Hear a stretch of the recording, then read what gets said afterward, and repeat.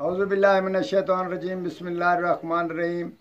आज हम आपको ऐसा नुस्खा बता रहे हैं जो इंसान उसी बीमारी से मायूस और परेशान होता है और दूसरों को मुंह भी नहीं दिखाता। जैसे मुंह पे छाया पड़ जाती है, औरत मर्द को चेहरा साफ़ नहीं होता, कील माह से निकल आते हैं, या चेहरा साफ़ नहीं होता, चेहरे पे रौनक नहीं होती।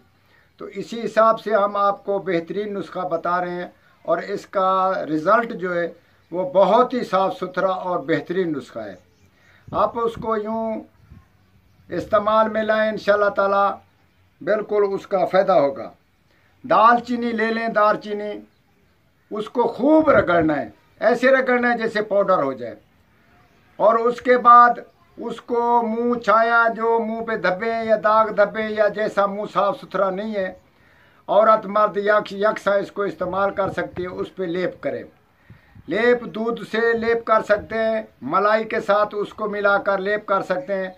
रात को लेप करें, सुबह को किसी साबुन, अच्छी साबुन से उसको धो लिया करें।